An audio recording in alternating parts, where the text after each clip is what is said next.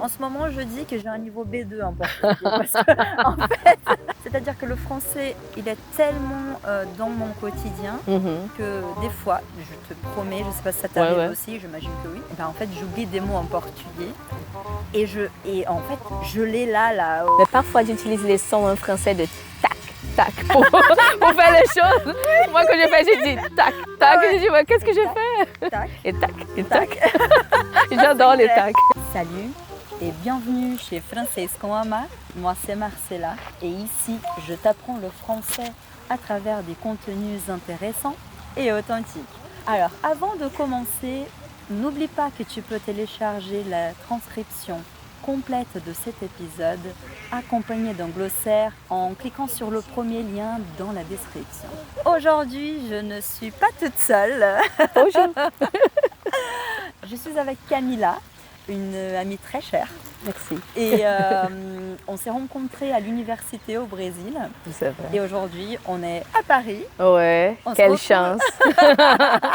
On se retrouve à Paris et on est au Jardin des Tuileries. Et là, on va parler un petit peu Ouais. de notre parcours en tant que prof de français. Mais avant, donc, je voudrais juste passer la parole. Est-ce que tu peux te présenter en quelques mots, s'il te plaît? Bien sûr. Donc, Marcella a déjà dit, je m'appelle Camilla. J'ai 36 ans. J'habite au Brésil. Mais maintenant, je suis à Paris pendant une semaine et c'est pour ça qu'on se rencontre. Je suis professeure de français, mais aussi de portugais brésilien pour les francophones. Et c'est ça, je suis mariée, j'ai 2 chats qui sont mes bébés. Très bien, c'est pas Le mal. plus important, ouais. C'est ça, ouais. Et ça fait combien de temps déjà, Camilla, que tu donnes des cours de français et de portugais? Bon, j'ai commencé avec le français en 2016 à l'université quand même, dans ces cours qu'on dit extracurriculaires, donc parascolaires. Et après le portugais, j'ai commencé en 2018 parce que j'habitais ici à Paris. Je faisais partie du programme Assistant de langue. C'est un programme de France Éducation Internationale. Et c'est ça que j'ai commencé à donner le portugais brésilien. Et c'est ça, l'année prochaine, va faire 10 ans que j'ai donné les classes de français. Bravo. Trop bien. Ok. Alors bon, on parle de tout ça, on parle du français, de ton parcours, on va dire, professionnel. Ouais. Mais qu'est-ce qui t'a donné envie d'apprendre le français? Tu sais que je ne sais pas, pas exactement. Non, mais je vais être sincère. J'ai toujours eu une attirance par la France, par le français. Je ne sais pas pourquoi, mais une attirance naturelle. Et avant, je voudrais être traductrice. Je ne voudrais pas travailler comme professeur. Jamais imaginé de travailler comme professeur. Donc, j'ai fait les cours de lettres. Je suis entrée à l'université avec toi. Ouais. On faisait l'espagnol ensemble. Mais pour vous dire, souvent on disait quand même, allez, un jour on va partir À Paris, oui, c'est ça. C'était un rêve. Et nous sommes là maintenant. Ah, c'est trop beau. Ah, ça c'est... Ouais. Non, c'est super. Ouais. Mais après, j'ai changé. Bon, j'ai fait les cours à Honest, mais après, je suis allée à Florianópolis, où j'habitais pendant des années. Et j'ai continué mes études là-bas. Et le premier jour que je suis entrée à la salle de classe, je me suis passionnée. Ouais. J'ai dit, c'est ça ce que je veux faire. Je veux travailler comme professeur. Alors, est-ce qu'il y a eu un moment ou une personne, je ne sais pas, qui a été décisif dans ton apprentissage? Je commencerai pour la première professeure au lycée, c'était une professeure de portugais, mais j'ai beaucoup aimé l'expérience d'apprendre le portugais avec elle. C'était une super professeure. Et après à l'université, oui, 2 professeurs qui m'ont marqué beaucoup. La professeure qui c'est mon amie aujourd'hui, qui c'est la professeure du stage de méthodologie, Clarisse. Et un autre qui c'était André Berry, il m'a appris beaucoup de choses. Il est très sérieux quand même, mais il est très professionnel, il sait beaucoup. Et j'ai appris beaucoup de choses. Donc c'est ça, le professeur. Ouais, Ouais. c'est bien, c'est bien. Ouais. Allez, ok, tu m'as parlé un peu des profs qui t'ont marqué. Mais est-ce que toi, en tant que prof, est-ce qu'il y a eu un moment qui t'a vraiment marqué? Quand j'ai commencé en fait à donner des classes, c'était les rapports que j'avais avec les élèves de tous les jours. Et après, les éloges qu'ils faisaient à moi, qu'ils aimaient les classes, qu'ils aimaient faire les classes avec moi. Ça, c'est la première chose. Mais j'ai dit aujourd'hui que c'est de voir le rêve accompli de mes élèves. Ça, c'est génial. C'est génial. Donc, d'accord. quelqu'un qui commence à faire le français parce qu'il veut déménager ou il veut faire un master, travailler, enfin. C'est ça, je pense, les rêves accomplis des élèves. Et par exemple, parfois, il n'a pas un seul rêve, mais parce qu'ils aiment aussi la langue et en voyage, quand même à Paris, Ouais. c'est déjà un C'est rêve. déjà, oui. Donc, C'est génial. ouais. Ouais, parfait. On a parlé un peu des moments plutôt bien, on va dire. Mais je voudrais savoir, est-ce qu'il y a des difficultés qui reviennent souvent chez tes élèves brésiliens? Si on parle de la prononciation, toujours en portugais, on essaie de mettre un i, par exemple, advogado. Donc, on revient ça avec le français, avec qui. Avec qui? Je peux donner d'autres raisons. Donc, il vient ce i qui n'existe pas. La chance, c'est que le portugais et le français, ils sont des langues latines. Donc, ils ont beaucoup de ressemblables entre les deux. Alors, pour expliquer le verbe, c'est un peu plus facile. Quand même, savoir les tons verbaux, oui, c'est facile. Oui. Mais Sinon, des difficultés... Mais je pense aussi, enfin, je suis désolée de te couper. Non, vas-y. Je remarque souvent, c'est le son et Oh oui, oui, oui. et même Pluriel, le U. singulier. Le U encore ça va, mais Oui. le E et le E, souvent ils vont dire les à la place de le par exemple et ça change complètement le sens de la phrase. Et maintenant aussi les U au ou. Exactement. Oui, exactement. Les salut, salut. C'est Donc vrai on a que aussi, ça- parce qu'on n'a pas en portugais ces deux voyelles, E et U. Ça c'est une difficulté aussi Ouais, pour travailler. c'est vrai que c'est ce que je remarque le plus souvent. Ouais, c'est vrai, chez mes c'est vrai. élèves. Ouais. Mais bon, voilà, j'imagine que c'est un peu pareil avec toi aussi. Oui, Ça oui, doit c'est être- pareil, oui. C'est de brésilien. Mais oui, peut-être qu'il a d'autres choses, mais Ouais. c'est ça que je me souviens maintenant. Parfait. Et Qui le sont, pardon de te couper, mais je viens de faire un stage de didactique de fleurs. allez, raconte-nous. Et il se fait de sens parce qu'en portugais, on a quoi 10 ou 13 voyelles qu'on prononce, qui on peut compter aussi ce son nasal qu'on fait le 1. On a un français un peu pareil, mais en français, on a plus Oui. le son de voyelles. Donc, quand même, travailler la bouche, c'est difficile pour le brésilien parce qu'ils ne savent pas exactement comment on va faire la bouche de français quand même. Parce que c'est ça, si on ne bouge pas la bouche quand même, le mâchoire, on ne va pas faire le son qu'on doit faire. Ouais, c'est ça.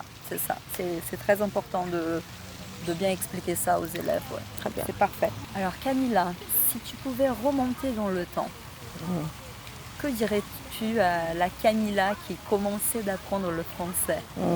Très bonne question. C'est que je réfléchissais sur ça, ça fait peu de temps. Je dirais pour parler plus dès qu'on commence à apprendre la langue. Okay. Parce qu'on a cette timidité, cette honte de parler, principalement s'il arrive les natifs. Donc, parler avec les collègues, parler avec les autres, parler avec les natifs, on a la honte. On a peur de parler, on a peur de faire des erreurs.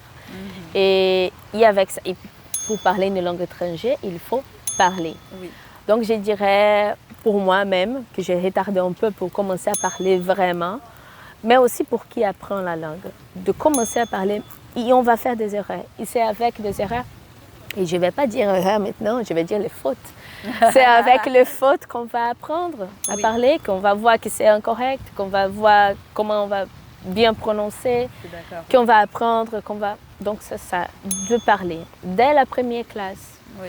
Donc personne ne va te déranger, personne ne va te juger si tu ne parles pas comme un vrai français. C'est ça, et tout va bien. Le plus important de la communication, de l'apprentissage de la langue, c'est la communication. Donc je dirais pour parler. Parler, il faut parler. Now I get it. Je me souviens de quand j'ai commencé quand même à parler, j'habitais déjà à Floripa, à Florianopolis. Et j'avais un peu la honte encore, j'étais à l'université. Mais un jour, je travaillais dans un parc. Je faisais à la fois avec mon ex-copain. Et il avait deux Françaises qui étaient totalement perdues, les deux. Et je les regardais, je disais, je vais les aider. Donc, je suis arrivée, je commençais à parler, j'ai donné les chemins. Et après, elles m'ont dit, mais tu parles très bien le français. C'est bien. Oui. Et c'est là qu'on se rend compte, en fait, que voilà, on est capable. Oui, On c'est est ça. capable, voilà. Donc, et les gens, souvent, les gens sont gentils, les gens vont pas te juger. Ouais. Au contraire, ils vont se dire waouh, c'est bien parce que cette personne, elle fait l'effort de Exactement. parler ma langue Exactement. maternelle. Enfin, et C'est du ça. coup, ça c'est encore plus. Ouais, je trouve que c'est génial. Exactement. On a un peu encore au Brésil cet héritage de vira-lata, de dire ah, nous ne sommes pas capables pour bien communiquer, on doit parler parfaitement. Je parle de l'anglais. Je dois parler Surtout l'anglais, parfaitement l'anglais, et sinon personne ne va me comprendre. C'est pas ça. Ok, donc on a parlé un peu d'apprentissage et tout ça, mais maintenant je voudrais parler de culture. Est-ce qu'il y a un aspect de la culture française qui te fascine? Ici, à Paris en 2018, j'ai appris un peu à me donner un peu plus de confort, de Ouais. pas travailler le week-end. Donc je pense qu'ils profitent un peu plus de la vie. You live to work. We work to live. Oui, Que c'est nous, important. Oui, être ici dans un parc, de voir, contempler la nature. Donc je pense que ralentir un peu, Ouais, je c'est pense. Et ça, j'ai appris un peu avec les Français. bien. Et la cuisine alors? Non? Ah, et la cuisine, c'est un bon aspect aussi. La cuisine c'est- française, la soupe à oignons, les Ah, bœufs ouais. bourguignons, Ouh là là. Ouais. les fromages, Saint-Nectaire. Allez, on va arrêter. Il faut que je mange parce que Tout je ça. commence à Après, on va avoir faim. manger tout ça qu'on a dit. Ouais, c'est ça. Bon, on continue. Alors, est-ce qu'il y a une expression française que tu adores? Tu sais que je suis terrible pour les expressions, même en portugais. Moi aussi. Je fais la confusion toujours. Je mélange les expressions. Ouais. Mais je dirais que j'ai déjà beaucoup utilisé, c'est de poser un lapin. Je te promets, c'est la mienne aussi.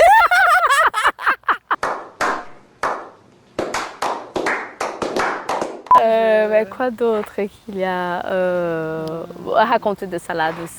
Tu racontes des salades. Quoi d'autre? Quoi d'autre? Mais les Moi, je autres, suis nulle aussi pour les Je suis expressions. nulle. Après, je les connais, c'est-à-dire que si quelqu'un parle en français avec moi et que la personne elle utilise l'expression, je vais comprendre. Oui, Parce que normalement, ça fait quand même 8 ans que j'habite en Ouais. France, donc voilà. Mais, c'est-à-dire moi, je ne vais pas me rappeler par moi-même toute seule comme Oui, ça. Je ne vais d'utiliser, pas ouais. utiliser dans la vie de tous les jours. Mais bon, pour finir, je voudrais te demander 3 mots ok. qui définissent en fait ton rapport avec le français. Je dirais que la passion. Je suis passionnée par ce que je fais, par la langue, par la culture. J'adore la France. Et aussi, pas seulement la France, mais la francophonie. Je travaillais beaucoup avec les immigrants qui faisaient le processus pour aller à Québec, pour y habiter. Ah, trop bien. Mais quand même, maintenant, je fais un stage en Belgique, à Bruxelles. Je me suis passionnée par les Belges. Ils sont sympas. Donc, la francophonie quand même. Mais je dirais cette passion. Je dirais aussi, par rapport avec le français, toujours des études. On n'arrête jamais d'étudier. Ça, c'est vrai. Même moi, je suis professeure, mais même moi, j'apprends beaucoup de choses. Sur ces belles paroles, on va finir ici la conversation. Merci. Merci beaucoup. Et à une prochaine.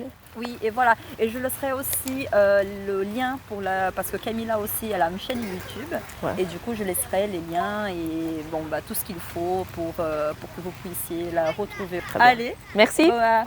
Au revoir.